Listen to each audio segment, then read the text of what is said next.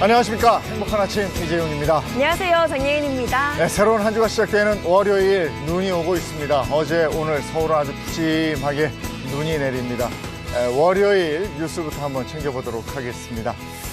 지난 주말에 코로나19 확진자 29번째 확진자가 또 확인이 됐습니다. 그동안 한 닷새 정도 확진자가 나오지 않아서 어느 정도 안정 국면으로 접어든 것이 아니냐 이런 얘기가 조심스럽게 나왔었는데 이번에 29번째 확진자가 또 나온 겁니다. 82세 남성이고요. 해외여행을 한 번도 간 적이 없고 최근에 환자와 접촉한 이력도 확인되지 않았고 이렇습니다. 가능성은 두 가지인데 지역사회 전파 가능성이 있고 방역만해서 문제가 있는 가능성. 이거 어느 쪽도 달갑지 않은 가능성이지요. 방역당국, 보건당국, 지역사회 감염 가능성에 주시하고 있습니다. 유명 영화 배우와 재벌가 자제, 무슨 영화 같습니다. 프로포폴 상습 투약 의혹이 있어서 검찰이 수사에 나섰다. 이런 기사가 있습니다. 취재 결과 유명 배우가 병원에서 사용한 차명 가운데 배우 출신인 친동생 이름도 포함이 된 것으로 전해졌습니다.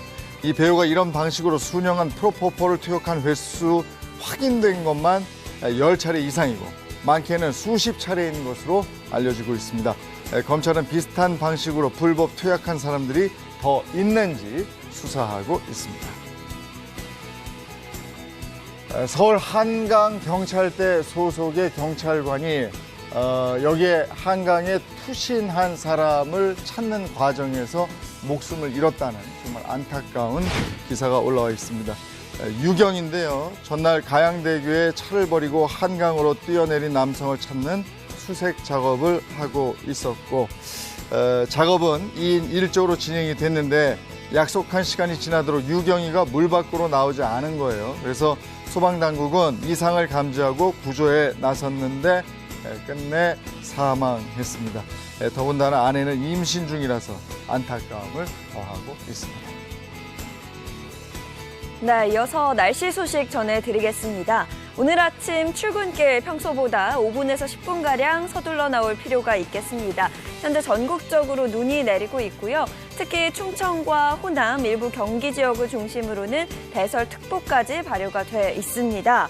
서울과 경기도, 강원, 영서, 경상도는 낮에 그치겠고요. 충청도는 밤에 그칠 것으로 보입니다. 또 일부 호남 지역과 제주도 내일 아침까지 눈이 내릴 전망입니다. 도로가 얼어붙으면서 미끄러울 수 있어서요. 교통안전 유의하시는 게 좋겠고요. 인천과 김포 등 서쪽 지역을 중심으로는 강한 바람과 함께 눈이 오고 있습니다. 항공기 운항에 차질이 발생할 수 있어서 운항 정보도 미리미리 확인하셔야겠습니다. 오늘 전국이 대체로 흐린 가운데 경기 남부와 충청, 호남과 제주 등 일부 지역은 오전 시간 미세먼지 농도 일시적 나쁨 수준 보이겠습니다. 또 오늘은 전국이 영하권에 놓인 가운데 매우 추운 날씨를 보이겠습니다. 아침 최저 기온이 서울과 춘천 영하 6도 등으로 춥겠고요. 한낮 기온도 전국이 영하 4도에서 영상 4도 사이로 어제보다 꽤 많이 떨어져서 더 춥겠습니다. 특히 바람이 강하게 불면서 체감 온도는 영하 10도까지 뚝 떨어지니까요. 감기에 걸리지 않도록 건강관리 신경 쓰셔야겠습니다. 좀 춥더라도 오늘 같은 날은 대중교통 이용하시는 게 좋죠. 네, 마스크 착용 꼭 하시고 대중교통 이용하시고 이러는 게 좋을 것 같습니다. 월요일 행복한 아침 지금 시작합니다.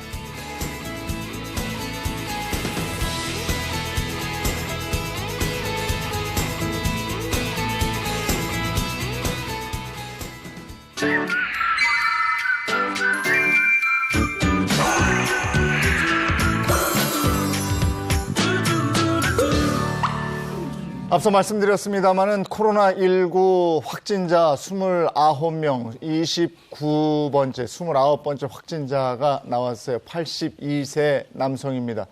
해외여행을 최근에 간 적이 없기 때문에 지역사회 감염 우려가 더더욱 높아지고 있습니다. 그래서 다시 또 비상체제로 가는 분위기예요. 네, 맞습니다. 그리고 또 국내 한 확진자 한 분은요, 이 환자는 현재 폐렴 증세가 있어서 산소 치료까지 받고 있다고 합니다. 참 걱정인데요. 지금 세계 각국에서 사망자 수가 늘고 있어서 이런 일 좀 없어야겠다 이런 생각도 들고요. 코로나19 지금 이제 한 달째 되잖아요. 네. 근데 우리 생활 자체에 네. 많은 변화가 있었어요. 어떤 변화를 느끼십니까? 이제 봄 되니까 결혼 축하할 일들이 많잖아요. 네. 근데 결혼식에 좀 참석을 못 하니까 좀 미안한 마음도 크고 또 축의금도 뭐 계좌 이체를 시켜주고 이러니까 주는 사람 입장도 그렇고 축하를 받는 사람 입장도 좀 그렇고 좀 미안한 마음이 좀 큰 것 같아요. 결혼식 관련해서도 또 그러네, 네. 진짜. 그쵸. 예. 그러게요. 저는 이제 주말마다 장을 보는데 네. 마스크를 착용을 하고 그럼요. 저도 모르게 이제 면역력에 좋다고 하는 음식들 있잖아요. 이것들을 이것저것 사다 맞아, 보니까 맞아. 네. 그게 또 가게 지출도 굉장히 많이 늘더라고요. 네. 마스크가 뭐 그렇게 뭐 돈이 많이 들진 않지만 또 많이 살려고 많이 또 구비를 해야 되니까 돈도 많이 들고 또 그리고 막 가짜 뉴스들이 좀 많은 것 같아요. 네, 네. 이래저래 뭐 많은 뉴스들을 보면서 이거는 맞나? 이거는 또 잘못됐나? 계속 그런 고민을 하게 됩니다. 마스크 세정제 비용 여러분 1인당 얼마나 썼다고 생각을 하십니까? 저희가 조사를 한번 해봤는데 코로나19 얘기가 나오면서 마스크하고 세정제 1인당 12만 3천 원 정도를 지출을 했습니다. 12만 3천 원이면 4인 가족 기준으로 봤을 때 거의 50만 원 가까운 돈이죠. 제법 되는 거죠. 그래서 확진자가 발생을 하고 한 달 정도 되는데 이렇게 이제 우리 소비 구조도 좀 바뀌고 있다 이런 것이고 그 다음에 금전 관계와 관련해서 분쟁도 끊임없이 발생하고 있다 이런 얘기를 들어서 황규락 기자가 이런 부분 준비를 하셨다고요? 네, 맞습니다. 이번 시간엔요, 이 코로나19에 관한 금전 피해 사건에 관해서 좀 정리를 해드리겠습니다. 네. 먼저 첫 번째입니다. 이 땡땡땡, 코로나19 금전 피해 땡땡땡 대란이라고 제가 준비를 해봤는데 여기 혹시 뭐가 들어갈까요? 그가 아니에요? 사재기 대란? 사재기, 그러니까 마스크 뭐 매점 세정, 매석 네, 네, 얘기도 네. 있어요. 마스크 대란. 마스크 대란이었고 소독제, 네, 손소독제도 그렇죠. 그런 세정제 뭐 이런 네, 이번 시간엔요, 바로 위약금 대란에 대해서 좀 말씀을 드리겠습니다. 위약금 대란. 이게 또 자세한 사연이 있어요. 좀 듣고 싶은데요. 네, 그렇습니다. 사연 제가 한번 말씀드릴게요. 네, 저는 지난해 12월입니다. 우리 부모님의 회갑잔치를요, 600만 원에 예약을 했다고 해요. 그런데 확진자가 4명일 때 이제 취소하려고 전화를 했는데 업체에서 위약금이 무려 100%라고 하더라고요. 결국 취소하지 않고 진행하려 했는데 점점 확진자가 늘어가고 사태가 심각해지더라고요. 결국 회갑잔치 전날에 이런 핑계 저런 핑계를 대면서 못 온다는 지인들의 연락 폭탄이 도착했습니다. 저는 부모님의 잊지 못할 회갑잔치를 이 썰렁한 곳에서 맞이하고 싶지는 않았습니다. 남편과의 결정 끝에 결국 위약금 100% 600만 원을 내고 취소를 하고 말았는데요. 이 부모님도 마음이 편치 않은 모습입니다. 저 또한 돈이 너무 아깝고요. 이 위약금을 다시 돌려받을 수는 없을까요? 아니 근데 예약금 600만 원이면 이거 꽤 큰 돈인데. 굉장히 큰 돈이죠. 근데 너무 많은데? 저 같은 경우는 들으면서 또 이해가 가는 게 잔칫날이잖아요. 그렇죠. 잔칫날에 아무도 없이 썰렁하면 또 하기가 쉽진 않죠. 글쎄요. 그럼 주부이자 딸의 마음은 어떨까요? 속상하죠. 근데 어. 100% 600만 원 다 날리는 거 너무 아깝잖아요. 예. 근데 제 생각에는 그러니까 회갑잔치 뭐 칠순 고이영 같은 경우는 그날 안 해도 좀 올해 언젠가는 하면 되지 않을까 싶어서 좀 연기를 하는 방안으로 모색하고 그 위약금을 좀 20, 30% 정도 깎아주고 그럼 행사장 이미지도 좋아지고 사람들 더 많이 몰릴 거 아니에요. 연기를 좀 한다. 연기하면 괜찮을 글쎄, 것 같아요. 그럼 괜찮은 그 것 같아요. 방법이 있는데 또 그걸 생각을 못했네요. 아니 저는 아까도 말씀드렸지만 저 예약금 600만 원 자체가 너무 많은데요. 그렇죠. 너무 커. 그럼 어떻게 보세요? 맞아요. 굉장히 위약금 액수도 크고 이거는 사전에 좀 점검을 했어야 됐을 것 같습니다. 지금 이제 이럴 때는 어떻게 해야 되냐면요. 소비자 분쟁 해결 기준에 따르면 그 7일을 기준으로 합니다. 그 7일 전 이전에 취소하게 될 경우에는 일단은 위약금만 내면 되는 거고요. 그리고 만약에 7일 전 이후에 취소하게 됐을 때는 네. 위약금에다가 총 이용 대금의 10%까지 같이 내야 돼요. 네. 그리고 또 아예 애초에 1개월 전에 취소한다. 이럴 경우에는 그냥 전액 다 환불받을 수 있습니다. 그러니까 위약금 한 관련해서 법이 그렇네요. 10% 정도 내면 되는 거예요. 네, 그렇죠. 이게 기준이 좀 날짜가 중요합니다. 네. 네. 행사 당일로부터 7일 안에 이렇게 네. 취소를 하게 된다면, 네. 7일 전부터 취소한다면 계약금하고 10%를 이제 위약금을 내야 됩니다. 네. 지금 이 사건 같은 경우는 600 정도거든요. 네. 600만 원이면 네. 계약금이 60만 원이고 네. 또 10%니까 한 60만 원, 한 120만 원 정도를 내야 되고 나머지 한 480만 원 돌려받을 수가 있습니다. 소비자 분쟁 해결 기준이 그렇게 되어 있기 때문에 네. 이 얘기를 하면서 업체하고 얘기를 하면 좋을 것 같고요. 협의를 볼 수 있는 것 같은데 네. 다만 처음부터 이 전액을 지급하기보다는 계약금 한 10%만 선납하고 나머지는 잔금으로 아니면 그렇죠. 행사 당일을 내는 걸로 하는 게 조금 낫고 그러면 계약금 포기하고 위약금 일부만 지급하면 계약이 취소되는 거거든요. 네. 근데 전액을 다 납입했기 때문에 지금 이런 좀 불상사가 일어날 수 있는 것입니다. 여기는 예약하기 힘든 음식점이었나? 이렇게 그럴 돈을 수도 많이 있고 냈네. 다 음식을 다 준비를 해야 되니까. 네, 네. 근데 불의의 사고가 일어날 수도 있고 아플 수도 있고 네. 그렇죠. 또 코로나19 같은 이런 사태가 또 벌어질 수 있는 거잖아요. 그렇죠? 그렇기 때문에 계약 전에 약관 같은 걸 미리미리 좀 확인을 잘 해야겠어요. 네, 맞습니다. 이런 연회시설에서는 약관처럼 이미 그 계약서가 작성돼 있어요. 그래서 내가 여기서 돌잔치나 회갑잔치를 하겠다라고 하면 계약서를 딱 제시를 하는데요.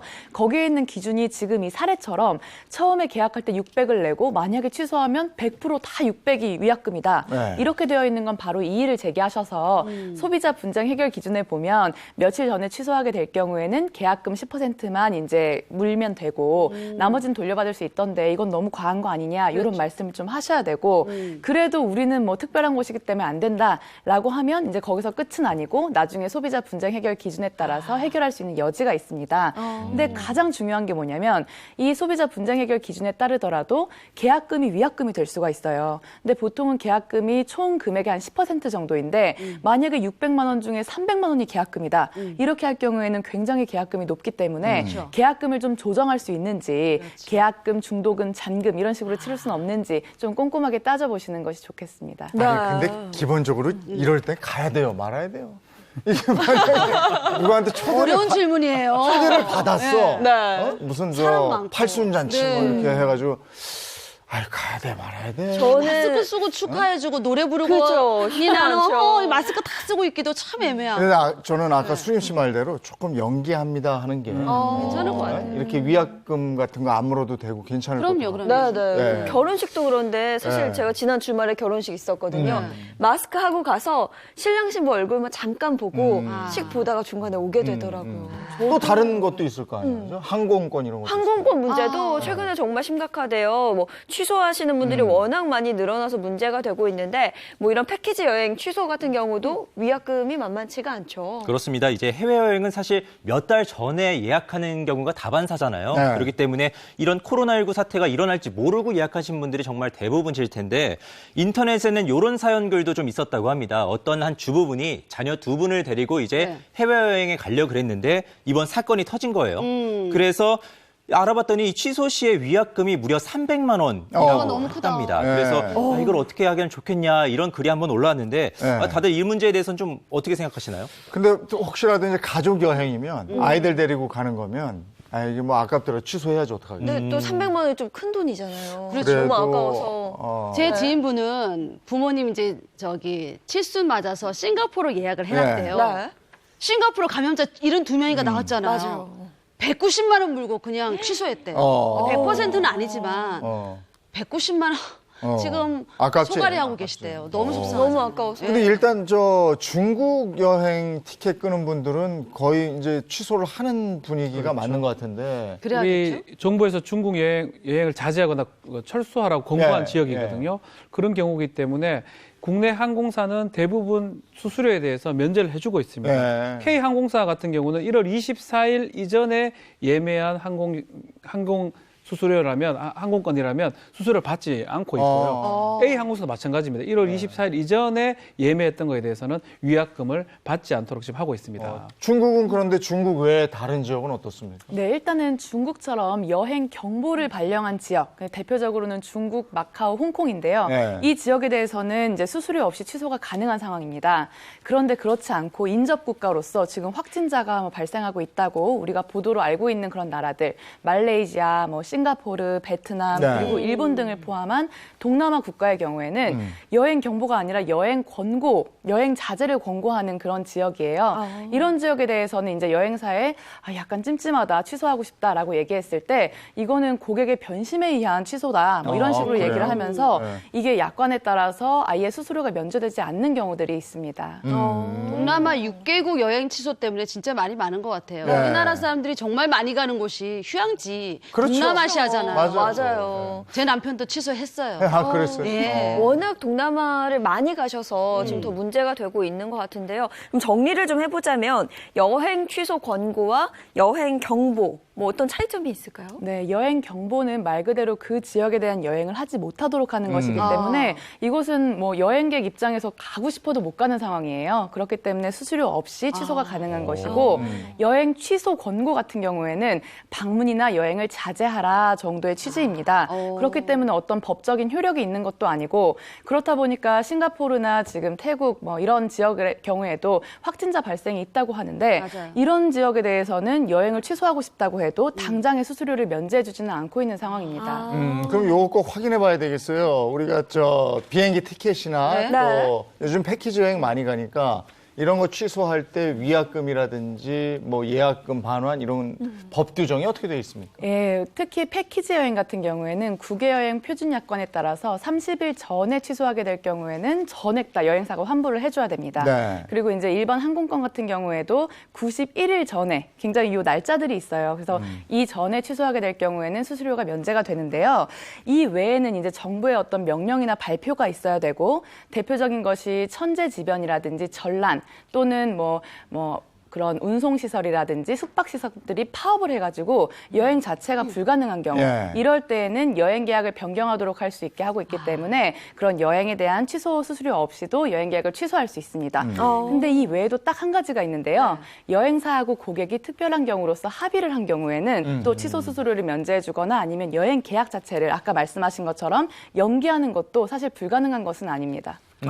그렇다면 이 코로나19를 국가에서 천재지변 같은 걸로 규정을 하지 않았다면 홍콩, 마카오, 중국을 제외한 여행지는 취소 수수료를 다 내야 된다 이건데 아무래도 이런 소비자 입장에서 좀 답답하긴 하네요. 네, 그렇습니다. 저도 취재하면서 많이 들었던 얘기가요. 여행사 직원들이 요즘에는 예약 취소 전화 받으려고 출근하는 것 같다. 또는 이 고객들이랑 싸우려고 출근하는 것 같다. 이런 말씀을 굉장히 많이 하시더라고요. 네. 그래서 이 문제에 대해서는 사실 중국, 마카오, 홍콩 이 나라들뿐만 아니라 이제 확진자가 생기는 이 나라들에 대해서도 예약 문의가 굉장히 많기 때문에요. 네. 이 여행 위약금 문제를 어떻게 정리할지 이제 당국의 어떤 조치가 좀 필요할 것 같습니다. 요즘 해외여행들 많이 가시니까 지금뿐이 아니고 해외여행 갈 때 이런 부분 취소할 때를 대비해서 아니면 문제가 생길 때를 대비해서 약관에 어떤 내용을 좀 눈여겨보면 좋겠습니까? 네, 지금처럼 부득이한 사정, 특히 감염병 우려 등을 이유로 취소하게 됐을 때 이제 위약금이 어느 정도가 되는지, 언제까지 취소할 수 있는지 등을 확인해 보셔야 되는데요.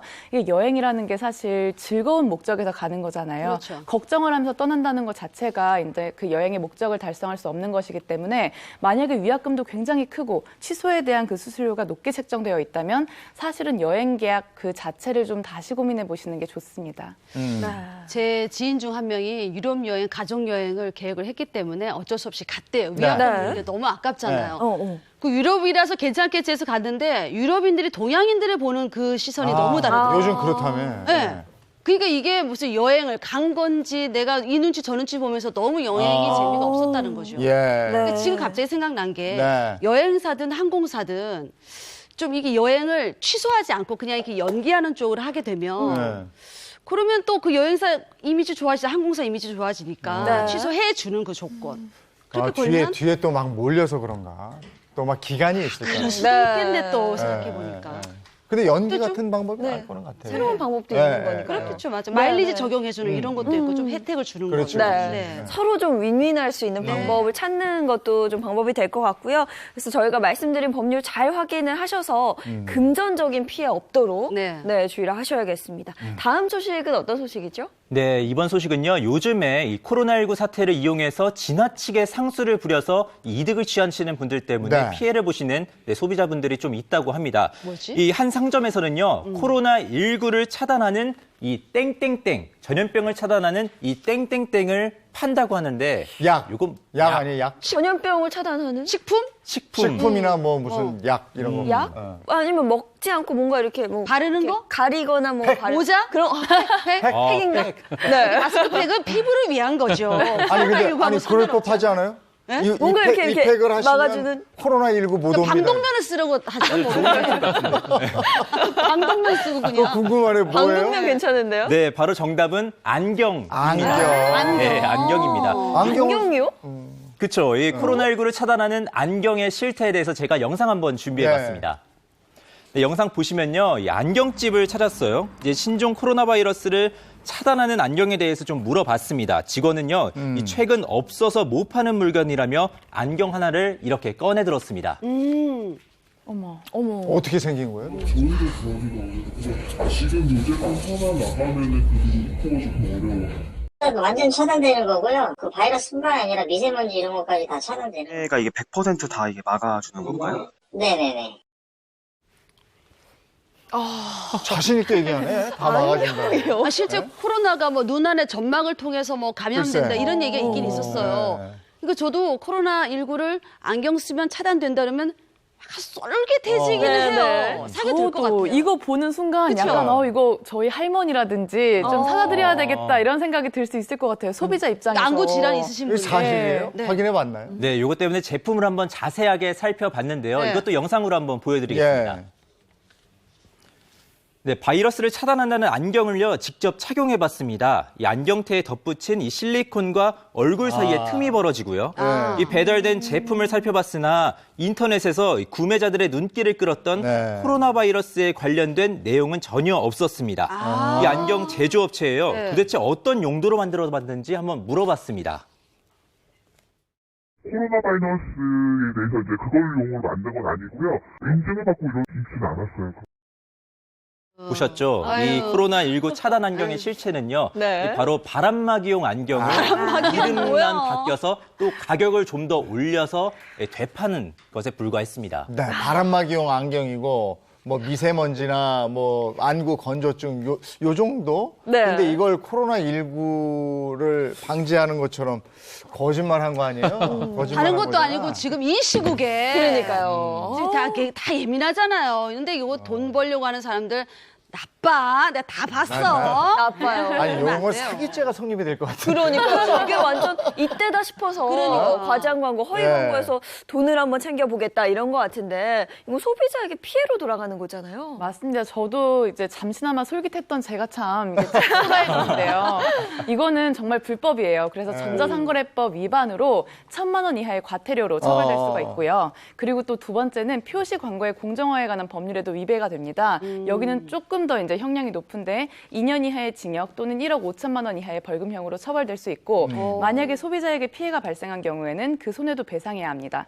이렇게 지금 이런 공포심이라든지 감염에 대한 우려 이런 것들을 이용해서 이런 상술을 부리는 이런 행위들은 철저하게 막아야 됩니다. 네. 그렇죠. 사실 안경뿐만이 아니라요. 중고거래 사이트에는 정말 더 심각합니다. 일부 개인들은요. 이 코로나19를 막아주는 액세서리라고 포장을 해서 이걸 또 되파시는 분들도 계시더라고요. 네, 그럼 뭐 귀걸이나 목걸이가 코로나 바이러스를 막아준다는 거예요? 억지도 너무 희한하네. 진억지다. 그러니까요. 네, 이렇게 모든 이 코로나19랑 좀 엮어서 뭐라도 좀 이익을 챙기려는 분들이 굉장히 많으신데 이 문제는요. 이 가장 이 병의 치료에 좀 앞장서야 될 곳도 바로 이 상술에 이용해서 돈을 좀 챙긴다는 겁니다. 병의 치료에 앞장서는 곳이면 병원 아닙니까? 병원? 네, 그렇습니다. 병원에서 설마. 아이 설마. 네, 병원입니다. 이 사실 일부 개인 병원들이요. 요즘에 이제 마늘 주사나 또는 비타민 주사 같은 거 있잖아요. 예, 예. 이런 수액 주사를 마치 이제 코로나 바이러스를 예방하는 데 도움이 된다면서 환자들을 이렇게 끌어들이고 있고요. 이 많게는 이제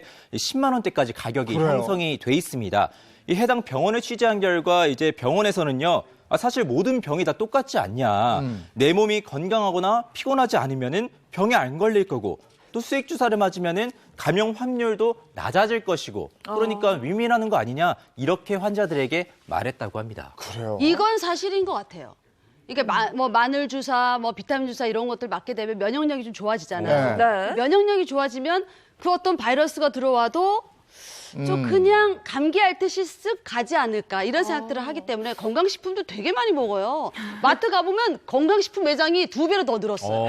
이게 문제 아니에요? 지금 벌써 이렇게 믿고 계신데. 아, 그런가? 티 났어요. 근데 이걸 네. 코로나19에 직접적인 영향이 있다. 이러는 건 좀 오버한 거 아니에요? 그렇죠. 믿어도 돼요? 어때요? 오바죠. 제가 의학 지식이 없어도 네. 건강하면 좋죠. 당연히 네, 그렇죠. 면역력이 있으면 좋은데 이 감염병 전문가들이 얘기하는 게 네. 이런 주사 맞아가지고 이게 해결될 문제가 아니라는 거예요. 네. 항체가 있어야지만이 바이러스 예방할 수 있고 항체가 없는 사람은 아무리 건강해도 걸릴 수 있는 건데 다만 면역력이 좋으면 걸렸다 하더라도 회복이 좀 빠르다는 거지 네. 그 차이가 있을 뿐이라고 합니다. 그러면 코로나19 이용해서 마늘 주사, 무슨 비타민 주사 이런 거 홍보하는 병원들 네. 법적인 처벌이 가능합니까? 아, 물론입니다. 이것도 그 치료에 대한 효과를 오인하게 하거나 그 네. 거짓된 내용을 표시하는 광고를 하는 경우고 특히 또 이게 의원이잖아요. 네네네. 병의원인 경우에는 의료법 위반에 해당되기 때문에 1년 이하의 징역 또는 1천만 원 이하의 벌금형으로 처벌될 수 있습니다. 네, 이거 잘 확인해 보시고요. 그리고 속지 않으셔야 합니다. 네. 황당한 상술들 저희가 한번 짚어봤습니다. 네. 이번에는 가족끼리 왜 이래 시간 이어가도록 하겠습니다. 지난주에 영국 황실 이혼 소식이 들렸죠? 엘리자베스 2세 여왕의 손자입니다. 피터 필립스가 이혼을 했는데 이것과 한번 이렇게 들어가 봐서 이혼 법률과 관련해서 우리나라는 법에서 어떻게 하고 있는가 이 부분에 대해서 얘기를 좀 나눠보도록 하겠습니다. 네, 우선 한 가지 짚어볼 게 있는데요. 네. 사람이 가장 스트레스를 받는 순위 혹시 뭔지 아세요? 스트레스? 네, 조사를 한번 해봤는데 그 첫째가 배우자의 사망이라고 하고요. 두 번째가 배우자의 외도라고 합니다. 그만큼 부부관계에 있어서 신뢰 굉장히 중요한 문제죠. 그래서 오늘 가족끼리 왜 이래 시간에는요. 배우자의 외도, 불륜에 관한 법적인 이야기 나눠보겠습니다. 이혼의 사유가 뭐 여러 가지 있습니다만은 오늘 저희는 이제 부부간의 외도, 불륜 네. 이것과 관련해서 이혼까지 가는 이 문제를 이제 다뤄보는 거예요. 네네. 이런 경우 주변에서 봤습니까? 많죠, 많죠. 제 그 시댁 이모부께서 하던 일이 좀 잘 안 되셔서 굉장히 가정적이고 아이들한테 참 잘해줬던 그런 분이신데 네. 의기소침하고 기력 없고 늘 우울해하셨대요. 어. 근데 어느 순간 표정도 밝아지고 싱글벙글 하더라는 거예요. 이 남자 왜 이러지? 이런 생각하고 있을 때 친구한테 전화가 왔는데 네. 너네 남편 요즘 여자 만나는 것 같아. 딱 얘기하는데 카페에서 이렇게 만나는 걸 몇 번 본 거예요. 예. 그 전화 받고 나니까 뭔가가 퍼즐처럼 맞아떨어지는 거예요. 매달 돈도 좀 일정하게 빠져나가는 것 같고 사람 느낌 분위기도 좀 달라졌고 그래서 추궁을 해보기보다는 기다렸대요. 네.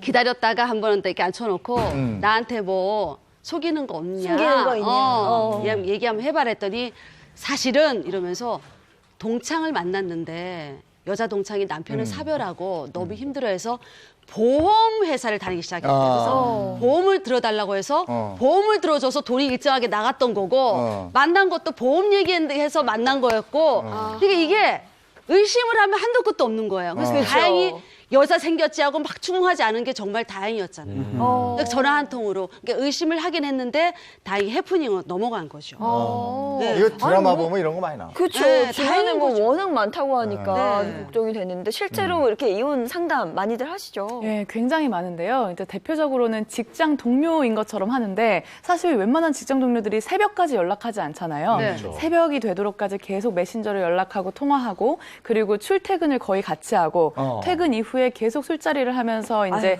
데이트를 하고 이런 경우에 이제 만약에 추궁을 하거나 하면은 회사에 중요한 일이 있어서 의논할 사항이 많았다. 뭐 이런 식으로 얘기를 하는데 이제 결국에는 이게 만약에 성적인 관계가 없다고 하더라도 이 자체만으로도 어떻게 연인 관계잖아요. 이런 것도 재판상 이혼 사유 중에 배우자에 대한 부정한 행위가 될 수 있거든요. 그래서 이럴 때 이제 아내 입장에서 남편이 직장 동료하고 그런 일이 있을 때 나는 이혼하고 싶지는 않다 이러면서 그 여자한테만 내가 위자료를 청구할 수는 없냐 이런 걸로 상담하시는 경우가 굉장히 많아요. 대다수 제일 많은 이혼 사유 중에 또 이혼 상담 중에 하나가 네. 부정행위입니다. 네. 부정행위에 의해서 대부분 이혼 상담하러 오면 외도라든지 이런 얘기를 하고요. 네. 그게 의심스러울 때도 상담을 하기도 하고 아. 실제로 재판하는 과정에서 네네. 이게 확인되는 경우도 상당히 많습니다. 아니 예전에는 그 간통죄가 성립이 돼서 불륜이나 외도가 있으면 형사처벌을 했었잖아요. 네, 맞습니다. 그래서 사실 이게 현행범이라고 해가지고 그런 불륜 행각을 벌이는 그 모텔이라든지 그 장소에 경찰들이 막 들이닥치는 일까지도 있었어요. 그런데 2015년에 이제 헌법재판소에서 간통죄가 위헌으로 폐지가 됐고 그러고 나니까 오히려 이런 배우자의 불륜 외도 행위에 대해서 형사적으로 책임을 물을 수가 없게 된 거예요. 네. 그러니 오히려 더 많은 민사 청구들이 늘어났습니다. 손해배상 청구나 이제 위자료 청구라고 하는데 요걸 통해서 내가 고통받은 점들을 그 금전으로라도 위자를 받아야 되겠다라고 이제 요청하시는 분들이 많아진 거죠. 자, 그러면 불륜과 관련된 이혼 문제에 대해서 우리가 사례를 들어가면서 한번 얘기해 볼까요? 그렇습니다. 자, 가족끼리 왜 이래? 자, 이혼 분쟁. 이번 주는 불륜입니다. 네. 자, 이번 주도 좀 꽁트로 제가 재밌게 엮어봤는데 네. 또 필요해요. 대리 남편이 필요합니다. 아. 요즘 대리운전 잘 안 하고요. 술도 안 먹지만 요즘은. 대리 남편 제가 한 명 한 명 지목할 테니까 좀 연기를 최선을 다해서 해주시기 바랍니다. 지난주에는 이재용님께서 너무 잘해주셔가지고. 아니, 대리 남편 네. 최 안 좋은 거더라고. 그런 것 같아요. 이해해 주시기 바랍니다. 네. 첫 번째 사연 남편의 네. 역할은 누구를 뽑으시겠어요?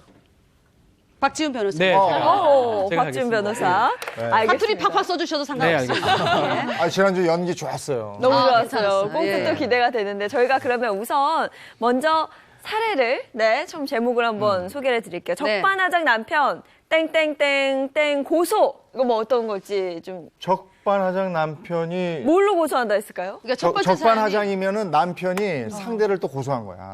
그렇죠.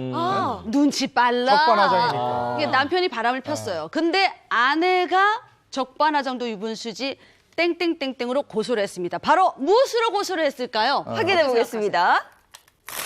명예훼손. 명예훼손. 오. 자, 그러면 사연 속으로 한번 들어가 볼까요? 네. 네, 가보도록 하겠습니다. 가시죠. 결혼 직후부터 시작된 남편의 외도. 저는 세월이 흐르면 나아질 것으로 믿었습니다. 그러나 40여 년 동안 남편은 10명 넘는 애인을 만들며 헐. 더 당당해졌습니다. 바람 피우지 않겠다는 각서만 수십 장. 그러나 남편은 바뀌지 않았습니다. 얼마 전에는 내연녀에게 이런 전화도 왔어요. 자기야, 나야, 당신 애인. 뭐야? 당신 누구야? 어머, 난 당신 남편인 줄 알았네. Sorry. 화가 난 저는 언제부터 애인이었냐? 내 번호 어떻게 알았냐? 따지자. 당신이 남편 단속 못해서 그런 거 아니야? 내가 무슨 잘못이야? 뽀뽀뽀뽀뽀뽀. 반대로 저에게 야단을 쳤습니다. 네. 더는 참을 수 없어 저는 이혼 소송의 증거를 마련하기 위해서 차량에 위치 추적기 달고 남편을 미행하면서 바람 피운 현장의 사진을 촬영했습니다. 드디어 증거를 들이밀며 이혼하자고 하니까 남편 왈.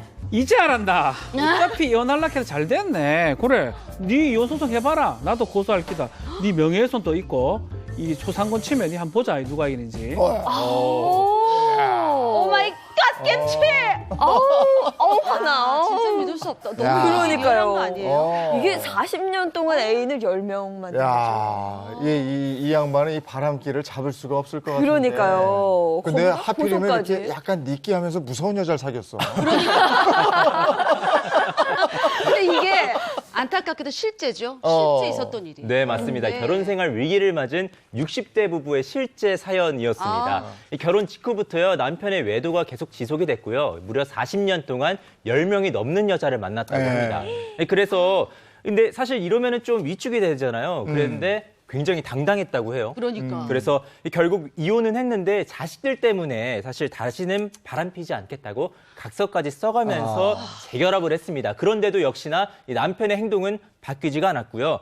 이러면서 아까 말씀하신 것 중에 내연녀가 훈계했다고 하셨잖아요. 네네네. 그것도 사실이었습니다. 어. 아내한테 전화해서 이 남편을 바꿔달라고 오히려 당당하게 요구를 했고요. 또 불륜 현장을 목격한 아내에게 욕설을 하면서 자. 남편 단속을 잘하라고까지 했다고 합니다. 야, 이거 같이 살기 힘들겠는데.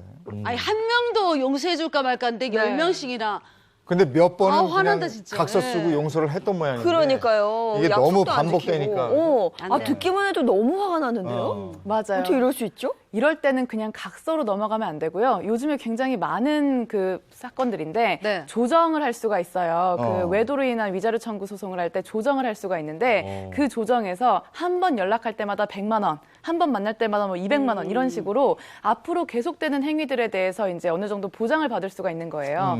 이렇게 해놓지 않으면 지금 이 아내분은 평생 앞으로 또 사람이 바뀔 수도 있고 아닐 수도 있겠지만 계속적으로 이렇게 이루어지는 일들 때문에 이제 이거 굉장히 화병이 나실 것 같아요. 그러네. 그렇죠. 그래서요, 이번에는 제가 퀴즈를 한번 네. 준비를 네. 해봤습니다. 네. 이 불륜 증거를 잡기 위해서 이렇게 미행도 하고 위치 추적도 하고 이랬다는데 이 아내를 남편이 네. 초상권 침해와 명예훼손으로 고소하겠다고 네. 했잖아요. 그렇죠. 근데 이때 이 아내의 행동은 과연 법적으로 어긋날까? 과연 남편과 아내의 입장에서 한번 편을 들어서 말씀해 주시면 좋겠습니다. 아, 누구 편인지를 들으면 돼요? 그렇죠. 네네. 아니 이게 좀 남편이야. 적반하장이긴 하지만 그래요. 미행을 붙이고 어. 이렇게 하는 거는 전에 드라마 보니까 이게 문제가 돼요. 불법이 되는 것 같아요. 불법 흥신소 뭐 이런 게 있더라고요. 그래서 어떤 남편 그럼 그러니까 아내 편이에요? 남편이 고소를 해도 고소가 된다. 그래서 남편, 이 부분에 대해서는 고소가 된다. 수림 씨는? 저도 아내 편 들고 싶죠. 근데 방법이 잘못됐어. 증거를 잡겠다는 그 방법이 아까 말씀하신 대로 그건 불법인 것 같아요. 그래요? 그냥 녹취하면 되잖아요. 전화해서 추궁하는 거야. 자기 요즘 미스채랑 잘 만나? 미스채 아니거든, 미스 박이야.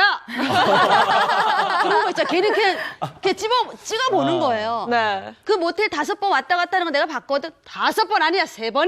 뭐 이런 거. 이런 식으로 하면 다 증거가 남게 되잖아요. 녹취해놓으면. 이런 식으로는 되는데 그런 방법이 괜찮아요. 남편의 핸드폰을 내가 임의로 뭐 비밀번호 몰래 이렇게 해서 아, 그건 안 이건 돼. 또 안 된대. 통신보호법 위반이래. 아, 근데 저는 너무 속상해요. 저는 그래도 안 해. 안 해. 이거 법을 바꿔주세요. 이거 어떻게? 가서 확인할 수도 있지. 진짜 네. 그럴듯한 대답인데 정답은 뭔가요, 변호사님? 정답 박수림 씨 정답입니다.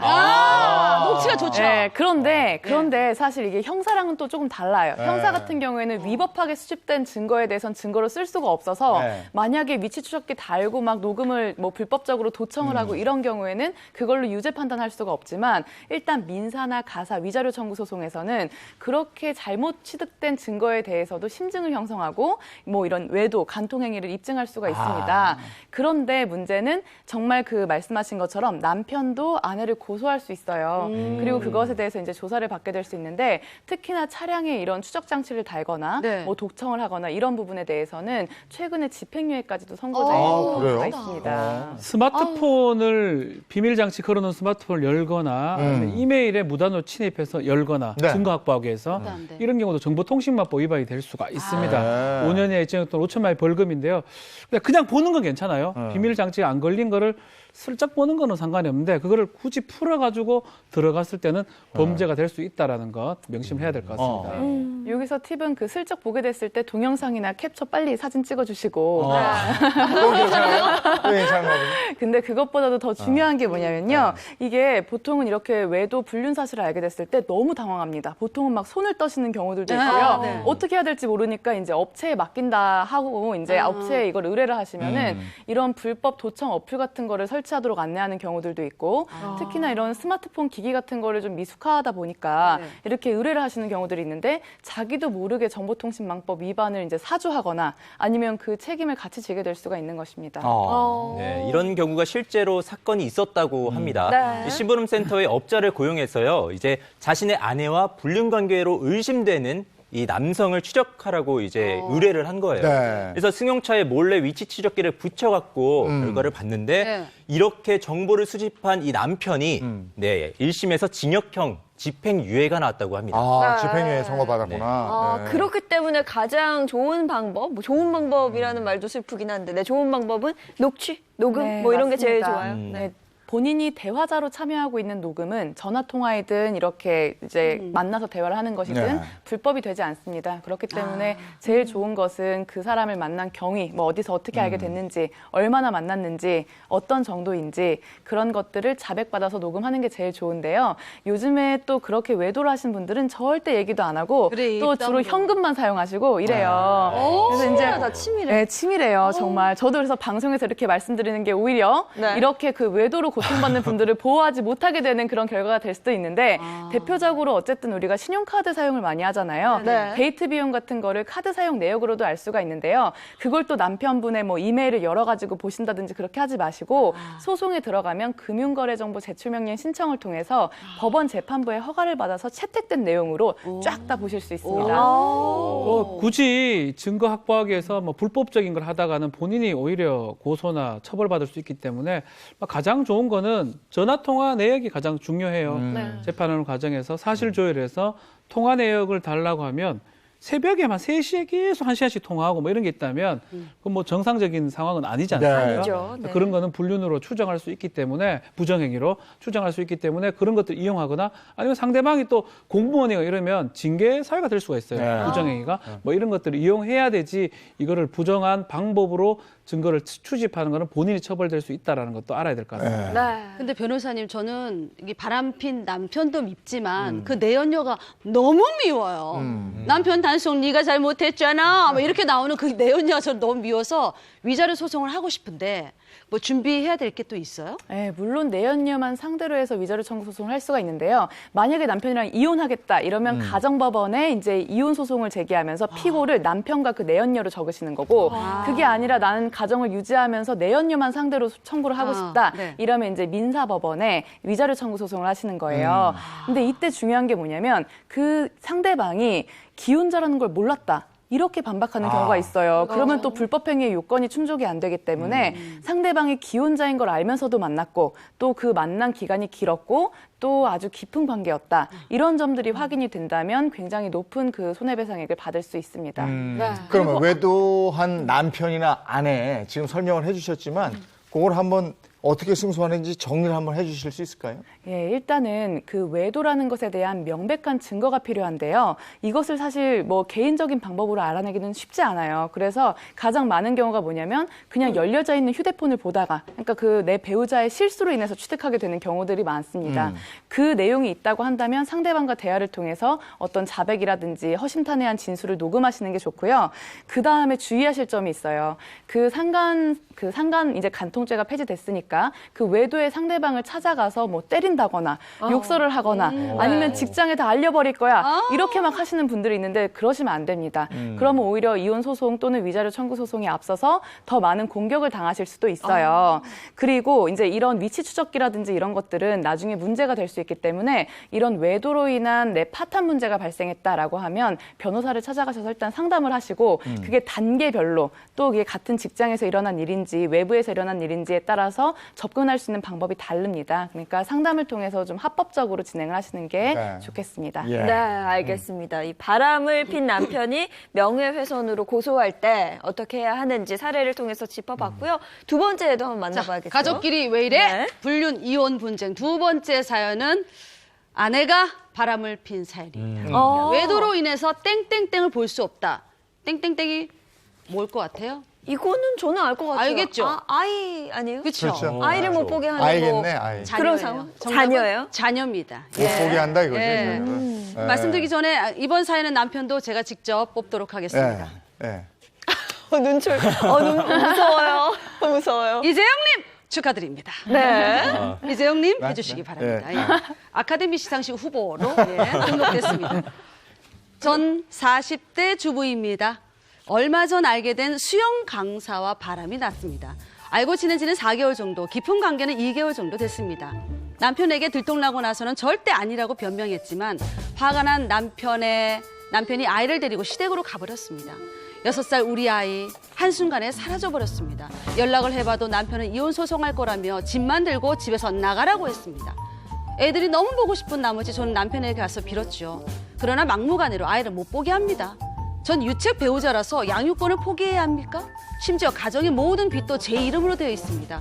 앞이 막막합니다. 외도 한번 잘못해서 이 지경까지 왔습니다. 남편과의 마지막 통화입니다. 제발 애들이라도 볼 수 있게 해줘. 바람 폈으면 그때부터 애 엄마 아니야. 다시 못 볼 줄 알아. 아니, 그럼 이 빚을 어떡할 건데? 같이 대출 받는 거잖아. 바람 핀 주제에 무슨 말이 이렇게 당신이 다 갚아야지. 오 마이 갓 김치!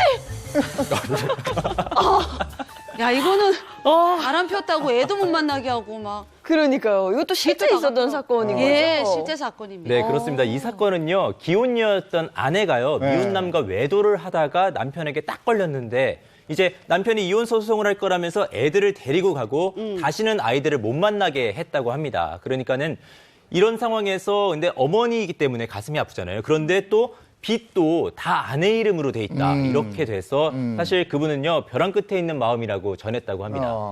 실제 주부들이 수영 강사와 이렇게 정분 나는 경우가 좀 많대요. 많아요. 그래서 요즘 수영 강사들은 이렇게 상각 안 입고 그 수트 있잖아요. 다이버들이 입는 잠수복들이 입는 그 바지에다가 또 그 반바지 또 입고 또 입고 껴입고 참 덥게 수영을 가르치고 있더라고요. 지금은 일부에 국한된 얘기를 한 겁니다. 저희가 오해하지 마시고. 일반화한 거 그럼요. 절대 아니니까. 네네. 예, 저 기분 나쁘게 생각하지 마시고 일부 얘기입니다. 네. 아니 그러면 이런 아내가 있다면 네. 어떨 것 같아요? 남편의 입장에서는? 이지영 아나운서는 사연 쭉 들으면서 어떤 생각 들었어요? 근데 이런 기분이 들긴 하겠죠. 못 보게 하고. 빚도 다 갚아라. 이거 내 자식 보지 마라. 그다음에 빚 갚아라. 이런 생각이 들긴 하겠죠. 네. 그럴 수 있을 것 실제로 같아요. 그럴 수 있을 것 같고 또 박지원 변호사. 감정적으로는 뭐 당연히 그럴 수 네, 있고요. 네. 이렇게 질문을 많이 해요. 네. 어떻게 부정행위를 했는데 아이까지 보려 하느냐 네. 질문하는데 사실은 아이하고 부모의 관계하고 또 부부간의 관계는 다른 문제거든요. 네, 감정적인보다는 이성적으로 해결해야 되지 않을까 그렇겠죠. 또 이런 예. 생각이 듭니다. 네. 이번에도 역시 퀴즈로 네. 한번 살펴보겠는데요. 네. 제가 퀴즈를 너무 좋아합니다. 아내와 외도로 이제 남편이 자녀들을 데리고 시댁으로 갔어요. 네. 네, 그런데 이 상황에서 바람은 폈으나 그래도 자녀들의 어머니이지 않냐 이런 네, 말이 네, 나올 네. 것 같아요. 그래서 남편은 아내에게 이혼 소송 중이긴 하지만 자녀는 볼 수 있게 해줘야 되는 게 아니냐. 이런 상황에서 아내 편은 아내 그리고 남편 편은 남편의 판을 들고 한번 설명 부탁드리겠습니다. 근데 어쨌든 저는 보기는 봐야지 뭐. 그래도 그래. 본인의 둘의 아이가 맞으면 네. 저도 그러니까 오랫동안 계속 키운, 사귀고 뭐 살림을 차리고 이런 것도 아니고 잠깐 이렇게 눈을 돌린 거잖아요. 근데 아이까지 못 보게 하고 빚도 갚으라고 그러면 그건 다 별개인 것 같아요. 또 아이는 아이고. 아이 입장에서는 빚은 또 엄마 빚이고. 보고 싶을 거라고. 그럼요. 그쵸. 얼마나 불쌍해요. 하지만 전 남편. 계속 반대로 가네. 저는 용서할 수 없어요. 네. 이거는 수 없어. 점 하나 찍어야죠. 네. 절대 안 됩니다. 네. 어떻게 됩니까? 용서할 수 없어도 보여주셔야 됩니다. 그렇게 될 것 같아. 그런데 보여줘. 소송 절차에서는 어떻게 되냐면요. 보통은 이 소송은 이혼 소송을 남편이 청구할 거라고 했지만 남편이 네. 이혼 소송을 안 하면 아내가 이혼 소송을 제기했을 때는 이게 기각당할 수 있어요. 네. 왜냐하면 바람을 핀 유책 배우자기 때문에. 네. 그러니까 남편은 이혼 소송도 제기를 안 하면서 아이도 안 보여주고 계속 시간을 끌 수 있거든요. 네. 이럴 때에는 이혼 소송했을 때 원래 이제 양육자 친권자가 정해지면 네. 양육하거나 친권하지 않는 사람은 면접 교섭을 할 수 있잖아요. 네. 그런데 요거를 아직 이혼으로 확정이 안 됐지만 사전 처분으로 임시 양육자를 지정하게 될 수가 있어요. 네. 그럼 그때부터도 임시 면접 교섭을 시행을 해야 되는데 요게 결정되기까지는 약간의 기간이 필요합니다. 이때 동안 아예 안 보여주는 경우들이 실제로 많아요. 근데 바람핀 배우자라도 네. 아이하고는 친밀할 수도 있는 거죠. 그렇죠. 네. 오히려 사실은 이 바람 핀 거, 부정행위 한 거하고 이 양육하는 거랑은 다른 문제라고 법원에서는 보고 있어요. 네. 특히 좀 아이가 아주 어릴 때는 네네. 엄마랑 유착 관계가 좀 네. 있거든요. 맞아요. 엄마한테 친권 양육권을 많이 주는 경우가 있고 또 아이가 네. 크다면 또 아버지도 가능하기 때문에 그런 어떤 외도나 부정행위보다는 아이의 관계, 자녀의 복리에 따라서 양육권, 친권을 정하는 경우가 많습니다. 그러면 그 빚은 어떻게 돼요? 아내에게 귀책 사유가 있으면 아내가 다 갚아야 되는 건가요? 이론적으로는 아닙니다. 이 빚이 뭐 처음에 우리가 같이 살면서 집을 늘려가고 이러면서 이제 생긴 빚이잖아요. 네. 그 이후에 외도가 있었고 이랬다면 그 외도에 대한 거는 위자료 산정에 대한 사유입니다. 그리고 재산 분할은 아예 별개인데 빚도 재산 분할의 대상입니다. 다만 이런 경우가 있을 수 있어요. 만약에 외도를 했고 그 이후부터 그 외도를 하느라고 그 미혼 남성을 만나느라고 돈을 많이 써서 이제 빚이 생겼다. 네. 이런 경우에는 이미 혼인 파탄이 됐으니 그 이후부터의 빚은 아내 보고 갚으라고 할 수는 있습니다. 네. 재산 분할은 어떻게 돼요? 그렇죠. 재산 분할도 이 위자료가 아닙니다. 재산 분할은 부부가 공동으로 생활하면서 이루었던 재산을 나누는 거거든요. 그러니까 부정행위를 한다고 하더라도 이 재산 분할에 영향을 끼치지는 않는데 지금 얘기했죠. 이 바람 피면서 돈을 많이 썼을 때 이게 입증한다 그러면 재산 분할이 조금 반영이 될 수 있고 또 실제로 재판하면서 약간은 반영이 될 수 있어요. 네. 유책 배우자한테 조금 덜 가는 경우는 있긴 한데 이 법적으로는 어떤 유책 배우자하고 재산 분할은 다른 문제다 이렇게 말씀드립니다. 이거 뭐야? 그러면 감정적으로는 굉장히 막 이렇게 화나는 상황인데 네. 법적으로는 굉장히 냉정하네요. 네. 그렇죠. 위자료 받을 수 있잖아요. 위자료- 위자료가 뭐 아주 높진 많진 않지만 않으니까. 그리고 또 재산 분할에서도 결국에는 미혼 남성을 만나면서 가정에 소홀했다. 근데 이분이 만약에 전업주부다. 이러면은 사실은 그 기여도가 낮게 평가가 될 수가 있어요. 그러니까 상황에 따라서 다르지만 어쨌든 유책 사유와 그리고 재산 분할은 별개다라는 점을 하네요. 기억해 주세요. 그리고 저할 대로 또 화난다고 때리거나 그래, 하면 안 돼요. 폭행은 안 되죠. 폭행자가 돼서 아유 막 예. 큰일 납니다. 네. 자, 이어서 이제 세 번째 한번 이건 바로 볼게요. 외도한 남편의 말이 어땠는지 보겠습니다. 외도한 남편의 말. 야, 이거 너도 뭐야? 바람 피워. 이거 뭐야? 자, 가족끼리 왜 이래? 불륜 이혼 분쟁 사건의 결론부터 말씀드렸죠. 너도 네. 바람 피워. 맞바람 핀 겁니다. 네. 남편도 아내도 바람을 피웠습니다. 자, 마지막 제 남편 역할은 뭐 빼도 박도 못합니다. 장 기자님께서 그러게요. 해주시기 바랍니다. 네. 전 출산 후에 살이 많이 쪘습니다. 외모에 대해 자신감이 떨어지고 자신에게 손도 대지 않는 남편을 보면서 누군가 다른 여자가 생긴 것은 아닌가 의심을 했죠. 그때 우연히 직장 동료와 만나고 있다는 것을 알게 되었습니다. 화를 내는 저에게 남편 왈. 야, 그냥 너도 다른 남자랑 바람 펴. 그러면서 대놓고 외박까지 하더라고요. 이후에 저는 독한 마음으로 다이어트와 자기관리에 돌입했고 아르바이트 일을 시작했습니다. 그러다가 저는 또한 평소 알고 지내던 친구와 깊은 사이가 되었습니다. 친정에 아이를 맡기고 만나고 있는데 남편에게 어디냐는 연락이 왔습니다. 그래서 저는 자신 있게 말했죠. 너도 말없이 외박하는데 난 못하냐? 네가 남자 만나려 했으니까 불만 없지? 아니야. 나도 그만 만날 테니까 야, 너도 그만 만나. 어머, 어차피 아이 때문에 이혼 안 하고 있었던 거잖아. 이참에 이혼하자. 이혼은 절대 못해. 야, 똑같이 바람 펴놓고 너만 떳떳한 줄 알아? 맞바람. 그러네. 아, 이것도 답답한 맞바람 사연이네요. 세거든요. 그러니까요. 이것도 실제 사건입니다. 이거는 끝내자는 얘기지. 그렇죠. 그렇죠. 이번 사건은요. 네. 이게 사실은 남편이 자신이 바람을 폈으니까 아내도 너도 다른 남자 만나 이렇게 나온 거예요. 그런데 이 아내가 괘씸한 마음에 같이 바람을 핀 겁니다. 네. 근데 네. 아내가 이 바람을 피다 다른 남자를 만나다가 뭐 다이어트도 하고 자기 관리도 하고 그래서 조금씩 좀 변했나 봐요. 네. 그러니까 남편이 다시 마음이 확 바뀌어서 어. 야, 이혼은 절대 못한다. 이렇게 뭐야. 거절했던 사건이라고 하는데 다들 이제 결혼하신 입장에서 네. 약간 남편 아내 이런 좀 편을 아니 가르자면 서로 맞바람까지 펴놓고 뭘 또 그래. 그러니까요. 이거는 그냥 끝내자는 얘기 아니었나. 그러니까요. 네. 맞아요. 저도 이게 깔끔하게 헤어지는 게 맞다고 봅니다. 왜냐하면 처음에 남편이 직장 동료하고 바람을 폈을 때 이미 부부관계에 실질적으로 파탄이 됐다고 봐야 되죠. 네. 남편이 인제 와서 이혼을 못하겠다고 하지만 네. 사실 이런 주장이 법정에서도 타당하게 받아들여지기가 어렵습니다. 이런 건 맞바람인데 뭐 위자료니 뭐니 이런 게 돼요?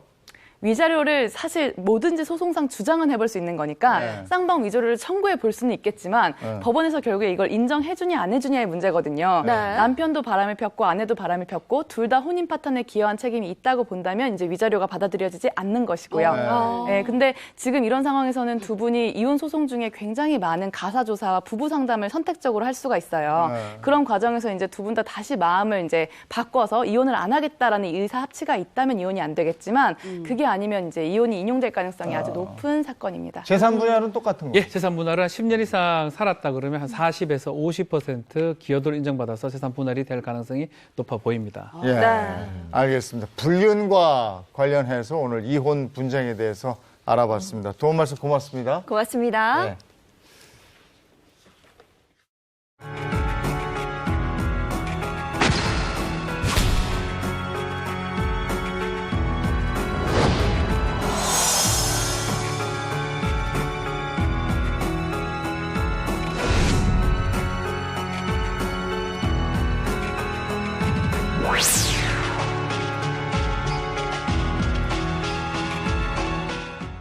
아까 대형 교통사고 현장 보셨죠? 오늘 자동차 관련 얘기를 할 텐데 아까 그게 블랙아이스 관련해서 사고 난 거죠? 네, 굉장히 큰 사고였는데 오늘 같은 날 정말 조심하셔야 됩니다. 네, 지난 연말쯤에 있었던 사고였는데요. 이 사고로 참 많은 분들이 놀라셨을 것 같아요. 네, 이번 사건은요, 이제 상주 영천고속도로에서 벌어진 사건이었는데요. 네. 이때 차량 50대가 순차적으로 추돌을 했습니다. 그래서 블랙 아이스 때문에 추돌을 한 거고요.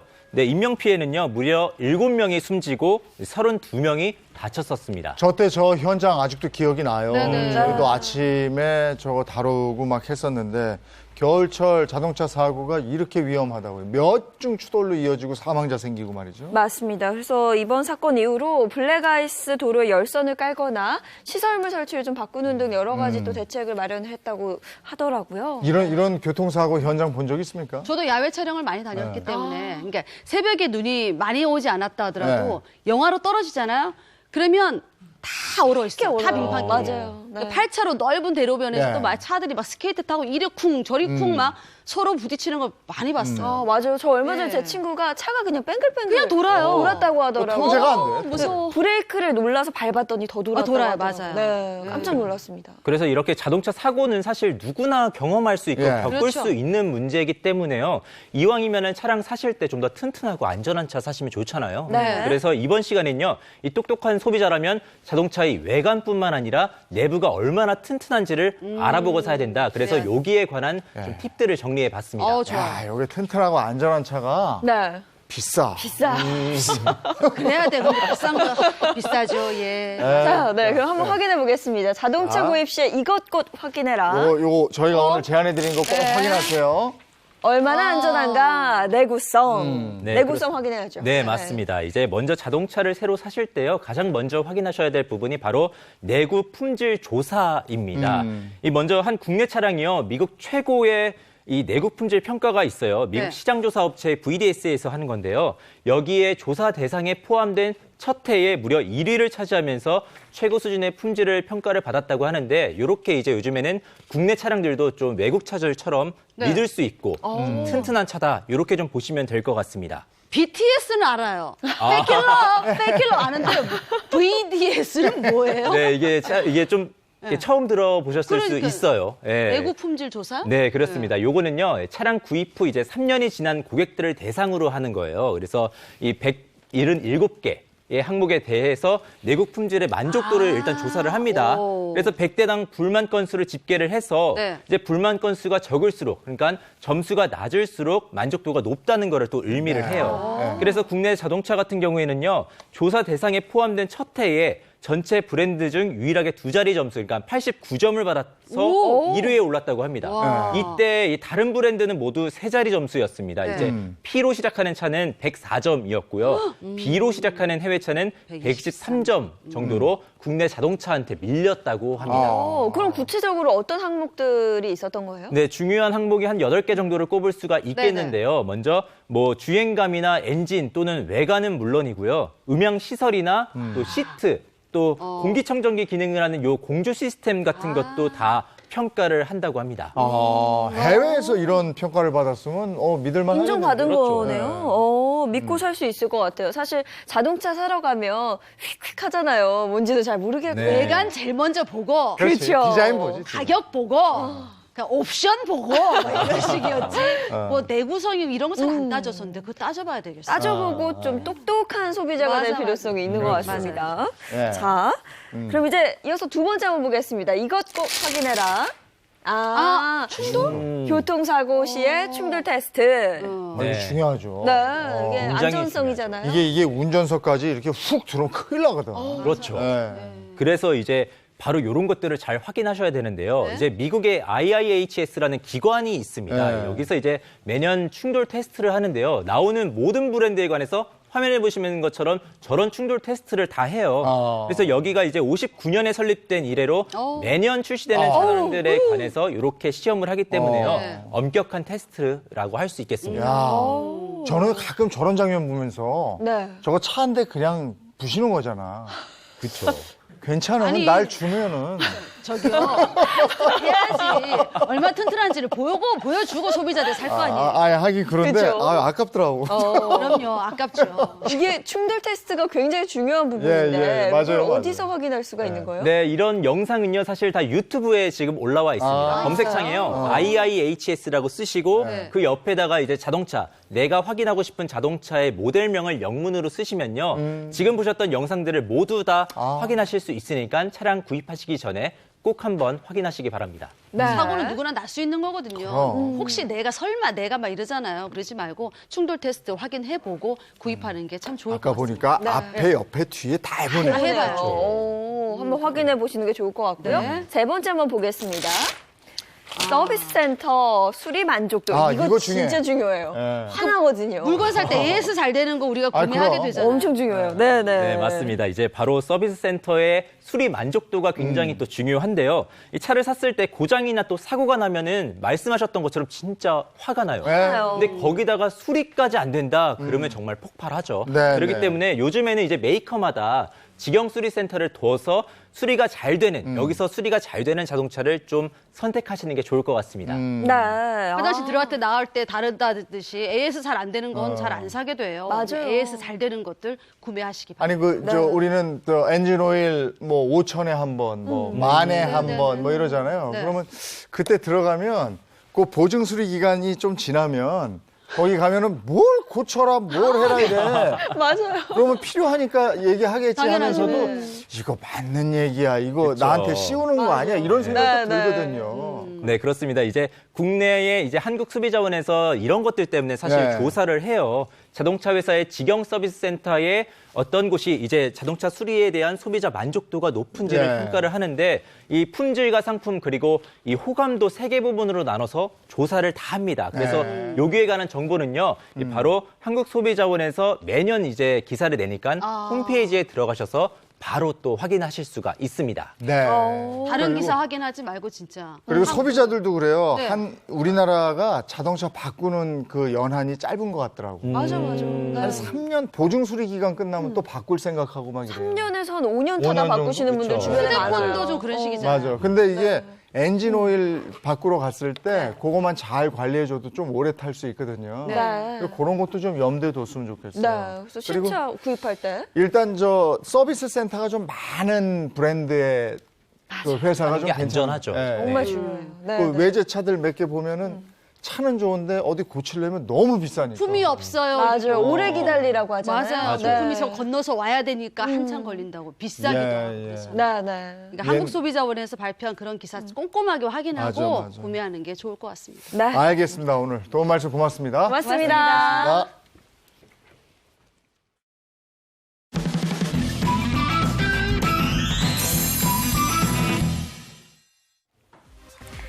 지난 2월 6일 베트남 하노이에서 LS그룹이 베트남 프로축구 연맹이 주관하는 프로축구 1부 리그를 공식 후원한다고 밝혔습니다. 박항서 감독이 국가대표팀 감독으로 부임한 이후 베트남 축구는 동남아시아 게임 60년 만에 우승, 아시안 게임 4강 진출 등 베트남 역사상 최고의 국제대회 성적을 올리며 인기 스포츠로 자리 잡았습니다. LS그룹은 축구 후원뿐만 아니라 2007년부터 14년간 대학생 봉사단을 운영하며 태권도, K-팝 공연 등 다양한 봉사와 문화 교류 활동을 펼치고 14개 초등학교 교실을 준공해 베트남 교육 인프라 개선에도 힘써왔습니다. 또한 2010년부터 매년 LS 베트남 바둑 챔피언십을 후원하며 베트남에서의 바둑 활성화에도 기여하는 등 스포츠와 문화 등 다양한 분야에 기여했습니다. 저희가 방송 시작하면서 지난 주말에 코로나19 확진자가 한 명이 늘어서 29번째, 29번째 확진자가 나왔습니다. 이렇게 말씀드렸는데 방송하는 중에 또 속보가 있었습니다. 그 부인, 29번 확진자의 부인이 또 확진 판정을 받아서 이제 30명이 됐어요. 네, 맞습니다. 오늘도 마스크 꼭 착용하시고요. 손 소독제나 손 씻기 꼭 해주셔야겠습니다. 잠잠해지는 줄 알았는데 주말 사이에 또 이렇게 됐습니다. 네. 위생, 청결 더 주의하셔야 신경 되겠습니다. 쓰셔야겠습니다. 네. 여기까지 하겠습니다. 네, 저희는 내일 아침 8시 더욱 알찬 내용으로 돌아오겠습니다. 행복한 아침, 행복한 하루 되십시오. 고맙습니다. 고맙습니다.